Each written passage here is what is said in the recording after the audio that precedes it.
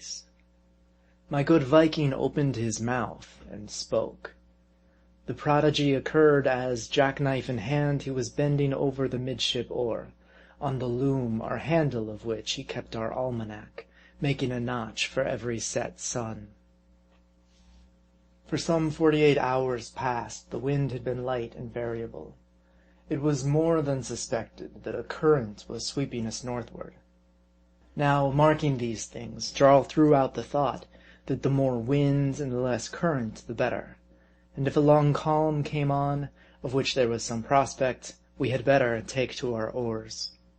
Take to our oars, as if we were crossing a ferry and no ocean leagues to traverse.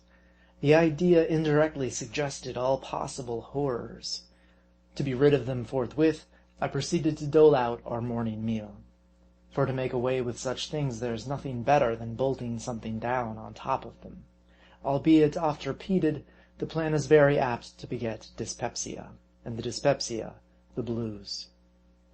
But what of our store of provisions? So far as enough to eat was concerned, we felt not the slightest apprehension, our supplies proving more abundant than we had anticipated. But, curious to tell, we felt but little inclination for food. It was water, bright water, cool, sparkling water alone that we craved. And of this also our store at first seemed ample. But as our voyage lengthened, and breezes blew faint, and calms fell fast, the idea of being deprived of the precious fluid grew into something little short of a monomania, especially with Jarl. Every hour or two, with a hammer and chisel belonging to the tinderbox keg, he tinkered away at the invaluable breaker, driving down the hoops, till in his over-solicitude I thought he would burst them outright. Now the breaker lay on its bilge, in the middle of the boat, where more or less sea-water always collected. And ever and anon, dipping his finger therein, my Viking was troubled with the thought that this sea-water tasted less brackish than that alongside. Of course the breaker must be leaking. So he would turn it over till its wet side came uppermost, when it would quickly become dry as a bone. But now with his knife he would gently probe the joints of the staves, shake his head, look up, look down, taste of the water in the bottom of the boat, then that of the sea, then lift one end of the breaker, going through with every test of leakage he could dream of. Nor was he ever fully satisfied that the breaker was in all respects sound. But in reality it was tight as the drumheads that beat at Cerro Gordo. Oh, Jarl, to me, in the boat's quiet stern, steering and philosophizing at one time and the same, thou and thy breaker were a study. Besides the breaker we had full of water, the 2 boat kegs previously alluded to. These were first used. We drank from them by their leaden spouts, so many swallows 3 times in the day, having no other means of measuring an allowance. But when we came to the breaker, which had only a bunghole, though a very large one, dog-like it was so many laps apiece, jealously counted by the observer. This plan, however, was only good for a single day, the water then getting beyond the reach of the tongue.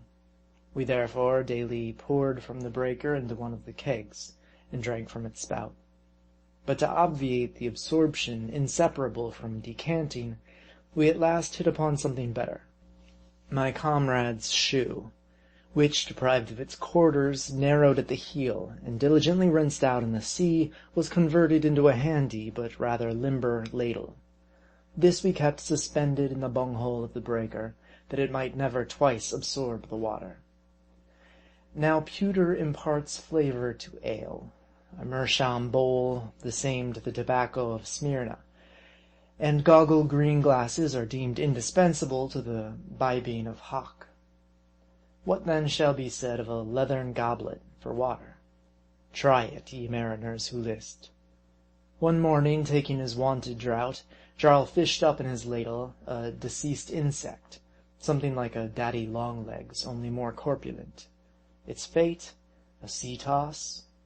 Believe it not, with all those precious drops clinging to its lengthy legs. It was held over the ladle till the last globule dribbled, and even then, being moist, honest Jarl was but loath to drop it overboard. For our larder, we could not endure the salt beef. It was raw as a live Abyssinian steak, and salt as Krakow. Besides, the Fiji simile would not have held good with respect to it. It was far from being tender as a dead man. The biscuit only could we eat, not to be wondered at, for even on shipboard, seamen in the tropics are but sparing feeders.